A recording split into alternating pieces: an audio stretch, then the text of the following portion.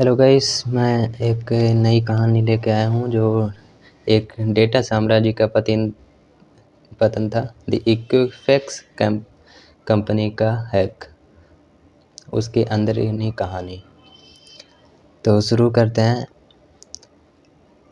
The Equifax hack की अंदरूनी कहानी। अटलांटा जॉर्जिया की ऊंची इमारतों में बसा था इक्विफैक्स। यह कोई बैंक नहीं था, ना कोई सरकारी दफ्तर, लेकिन इसकी ताकत इन सबसे कहीं ज़्यादा थी। यह अमेरिका में 3 बड़े क्रेडिट ब्यूरो में से एक था। एक ऐसा संगठन जो न सिर्फ आपके क्रेडिट स्कोर का हिसाब रखता था, बल्कि उसके सामाजिक सुरक्षा नंबर, जन्मतिथि, घर का पता, क्रेडिट कार्ड का इतिहास, लोन की जानकारी, आपकी वित्तीय पहचान की हर एक चाबी अपने सर्वर में समेटे बैठा था। 147 मिलियन से ज़्यादा अमेरिकी नागरिकों के लिए इक्विफैक्स एक अदृश्य सर्वशक्तिमान न्यायाधीश था, जिसके फैसले उसकी ज़िंदगी, घर खरीदने से लेकर नौकरी पाने तक तय करते थे। उनके पास डेटा का एक महासागर था और उसकी सुरक्षा उनकी सबसे बड़ी जिम्मेदारी थी। लेकिन इस महल की 4 दीवारी में जिस चीज़ों से बनी थी, वो थी लापरवाही और अहंकार। कहानी शुरू होती है मार्च 2017 में। अमेरिकी हॉलमैंड सिक्योरिटी की एक इकाई US सर्ट ने एक क्रिटिकल सुरक्षा चेतावनी जारी की। उन्होंने एक खतरनाक वल्नरेबिलिटी का कमजोरी का पता लगाया था, जिसे CVE 2017-5638 कहा जाता है। यह CVE तुम गूगल हैकिंग डेटाबेस में देख सकते हो, जिसमें सारी डिटेल पता होगी। यह कमजोरी थी अपाचे स्टेटस नाम एक ओपन सोर्स सॉफ्टवेयर फ्रेमवर्क में, जिसका इस्तेमाल दुनिया भर की कंपनियां वेब एप्लीकेशन बनाने के लिए करती हैं। हैकर्स इस कमजोरी का इस्तेमाल करके सर्वर पर मनमाने कोड चलाते हैं, यानी उस पर कब्जा कर सकते थे। US सर्ट ने सभी संगठनों में तुरंत पैच सुरक्षा अपडेट लगाने की गुजारिश की। इस चेतावनी की एक कॉपी इक्विफैक्स सुरक्षा के विभाग तक भी पहुंची, लेकिन इक्विफैक्स की IT ढांचा इतना विशाल और पुराना था, जिसमें हजारों सिस्टम एप्लीकेशन चल रहे थे। उनमें से एक था ACIC, American computer inquiry system. यही वह पोर्टल था जहां से उपभोक्ता अपने क्रेडिट कार्ड से जुड़े सवाल दर्ज करते थे, और यह सिस्टम चल रहा था अप्रचलित अपाचे स्टेटस सॉफ्टवेयर पर। जिस कमजोरी के बारे में चेतावनी आई थी, ACIC उसी की चपेट में था। सुरक्षा टीम ने इस खतरे को पहचाना और IT विभाग के एक टास्क टिकट जारी किया, एक आंतरिक नोटिस जिसमें हर इस सिस्टम के तुरंत पैच करने के लिए कहा गया। लेकिन यह टिकट इक्विफैक्स की नौकरशाही और लापरवाही में भेंट चढ़ गया। कोई जवाबदारी तय नहीं थी, कोई डेडलाइन नहीं थी। टिकट महीनों तक किसी के इनबॉक्स में धूल खाती रही। महल के सबसे कमज़ोर दरवाजे की चाबी हैकर्स के लिए ज़मीन पर पड़ी थी और कोई भी उसे उठाने को तैयार नहीं था। मई 2017 का महीना, कहीं दूर, शायद चीन के बैठे साइबर अपराधियों के एक समूह ने, जिन्हें अक्सर स्टेट स्पॉन्सर्ड या चीनी सरकार के जुड़ा माना जाता है। स्टेट स्पॉन्सर्ड जो हैकर होते हैं वो पॉलिटिकल पार्टी एंड अदर, जो स्टेट फंड करता है, वो हैकर्स होते हैं। कि किसी भी दूसरे स्टेट या किसी भी दूसरे देश को कुछ हानि या हैक करना हो तो जो ये स्टेट स्पॉन्सर्ड वाले हैकर्स होते हैं, तो उन्हें स्टेट ही स्पॉन्सर्ड करता है और उन्हें उनका पैसा भी देता है इस काम के लिए, जो अनएथिकल है, लेकिन कई गवर्नमेंट ऐसा करते हैं।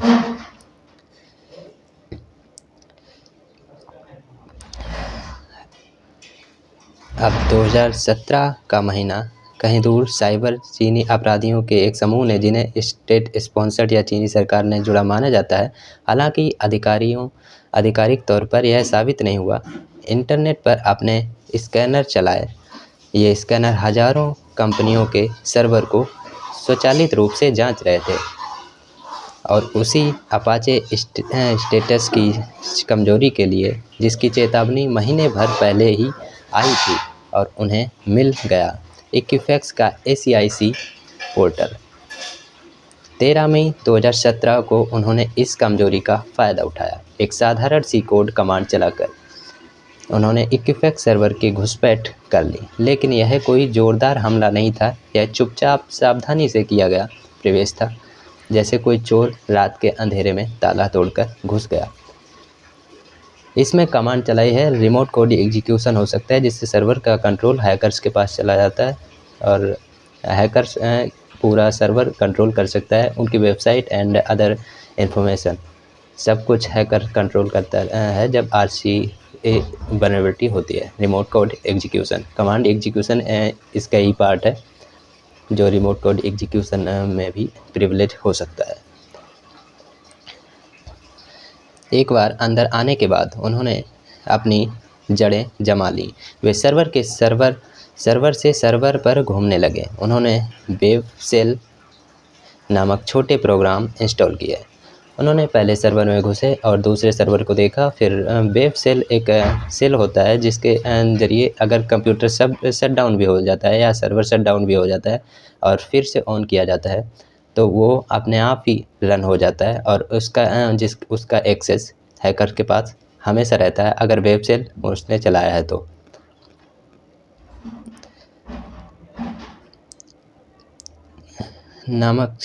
वेबसेल नामक छोटे प्रोग्राम इंस्टॉल किए जो उन्हें दूर बैठे भी कंट्रोल रूम तक पहुंच देते थे।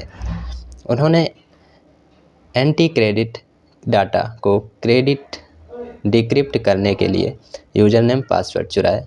वे धीरे धीरे बिना किसी शोरगुल के इक्विफैक्स के डेटाबेस के दिल तक पहुंच गए। यह सब पता चलता रहा 143 दिनों तक, लगभग 5 महीने यह सब चलता रहा। हैकर्स सबका डाटा चुराते रहे 5 महीने तक। इस दौरान इक्विफैक्स की सुरक्षा निगरानी टीम सो रही थी। उसके सिस्टम ने कई बार अजीब गतिविधियां दर्ज की। बड़ी मात्रा में डेटा का ट्रांसफ़र, अज्ञात IP एड्रेस से लॉगिन के प्रयास किए जो लॉग्स में सेव हुए थे, लेकिन ये चेतावनियां या तो अनदेखी कर दी गई या फिर गलत तरीके से कॉन्फ़िगर किए गए टूल्स की वजह से दबा दी गई।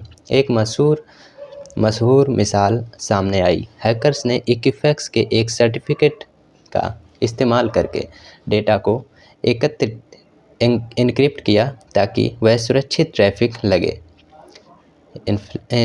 इक्विफैक्स के अपने ही सिस्टम ने उसे लेजिटिमेट बता कर अनदेखा कर दिया। हैकर्स ने न सिर्फ घर में घुसपैठ की बल्कि मालिक की चाबियों से तिजोरी भी खोल दी।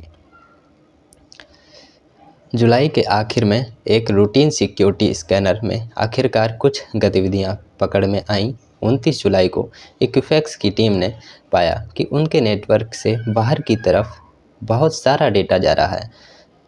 उन्होंने तुरंत उस ट्रैफिक को रोक दिया, लेकिन नुकसान हो चुका था क्योंकि 5 महीने से हैकर्स उसमें पहले से ही थे। अगले कुछ हफ्ते एक फॉरेंसिक टीम ने पूरे नेटवर्क की गहन जांच शुरू की। वह जो कुछ उन्होंने पाया वह दिल दहला देने वाला था। हैकर्स ने सैकड़ों सर्वर तक पहुंच बना ली थी। उन्होंने 145 मिलियन लोगों के नाम, सार्वजनिक सुरक्षा नंबर, जन्मतिथि और पते चुरा लिए थे। 209,000 क्रेडिट कार्ड नंबर भी लीक हो चुके थे।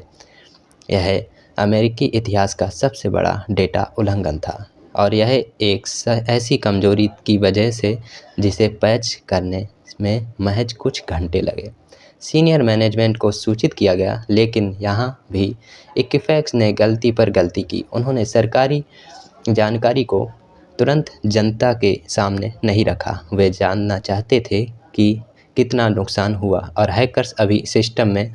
और सबसे बड़ी गलती, उन्होंने शेयर धारकों को भी नहीं बताया। उन दिनों में इक्विफैक्स के 3 वरिष्ठ अधिकारी, जिसमें चीफ फाइनेंशियल ऑफिसर और 2 डिविजनल के हेड शामिल थे, इन्होंने कंपनी के लाखों डॉलर के शेयर बेच डाले। उन्होंने कहा कि उन्हें हैक के बारे में पता नहीं था, लेकिन SEC सिक्योरिटी एक्सचेंज कमीशन ने बाद में अंदरूनी जानकारी का गलत फ़ायदा उठाने का आरोप लगाया। 7 सितंबर 2017 दुनिया की वह एक खबर पढ़ी जिसने अमेरिका को हिला कर रख दिया। इक्विफैक्स ने आखिरकार प्रेस रिलीज जारी किया, कबूल किया उनके सिस्टम में साइबर सिक्योरिटी इंसिडेंट हुआ है। इसमें 143 मिलियन उपभोक्ताओं की पर्सनल जानकारी चुरा ली गई है।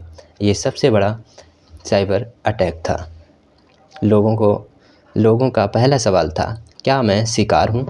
इक्विफैक्स ने एक सिक्योरिटी बनाई, इक्विफैक्स सिक्योरिटी 2017.com, जहाँ लोग अपना नाम डालकर चेक कर सकते थे जिनका डाटा चोरी हुआ है या नहीं। लेकिन यह साइट थी एक मजाक साबित हुई। कई बार यह गलत रिजल्ट देती और कई बार तो फिशिंग साइट जैसी दिखती। लोगों के कॉल सेंटर फ़ोन करने पर घंटों इंतज़ार करना पड़ता था। इनका सपोर्ट सिस्टम भी ठीक नहीं था जो ये सिक्योरिटी वेबसाइट बनाई थी इन्होंने। दूसरा सवाल था, अब क्या? हैकर्स के पास अब तो सब कुछ था जो किसी को भी पहचान चुराने के लिए काफ़ी था। वे उनके नाम पर क्रेडिट कार्ड खोल सकते थे, लोन ले सकते थे, टैक्स रिफंड चोरी कर सकते थे। लाखों लोगों के लिए एक अज्ञात भविष्य का डर सिर पर मंडराने लगा, एक ऐसा डर जो सालों तक बना रह सकता था। इस भूल के नतीजे सामने आने लगे। कांग्रेस की गुस्से भरी सुनवाई। इक्विफैक्स के तत्कालीन CEO रिचर्ड स्मिथ को कांग्रेस के सामने पेश होना पड़ा। सीनेटरों ने उन्हें बेरहमी से घेरा। एक सीनेटर ने पूछा, क्या यह सच नहीं है कि छोटे से पैच की कमी की वजह से आधे अमेरिका की जानकारी चोरी हो गई? स्मिथ को झुककर मानना पड़ा। उन्होंने कहा, हमने बहुत सी गलतियां की। दूसरा महाभियोग, मास रिटायरमेंट।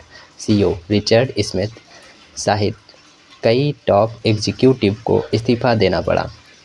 उन्हें रिटायर कर दिया गया, लेकिन असल में यह उनकी नौकरी जाने का ही एक शिष्टाचार भरा शब्द था। तीसरा ऐतिहासिक जुर्माना।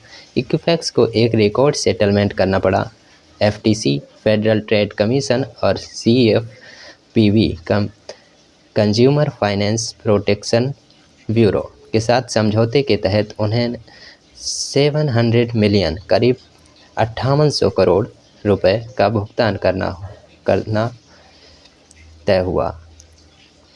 इसमें से 425 मिलियन सीधे पीड़ित उपभोक्ताओं को मुआवजा के रूप में दिए जाने थे, लेकिन 10 घंटे तक की क्रेडिट मॉनिटरिंग के अधिकार थे, और जिन्हें सीधे नुकसान हुआ वे $125 का कैश क्लेम कर सकते थे। लेकिन इतने सारे दावे कि प्रति व्यक्ति रकम घटकर कुछ डॉलर ही रह गई। चौथा, अपराधी कभी नहीं पकड़े गए। अमेरिकी जस्टिस डिपार्टमेंट ने चीनी पीपल्स लिबरेशन आर्मी के 4 सदस्यों पर आरोप लगाया, लेकिन चीन ने इन आरोपों को खारिज कर दिया। उन चारों को कभी अमेरिका के सामने पेश नहीं किया जा सका। मतलब जिन्होंने यह हैक किया वे आज भी आज़ाद घूम रहे हैं।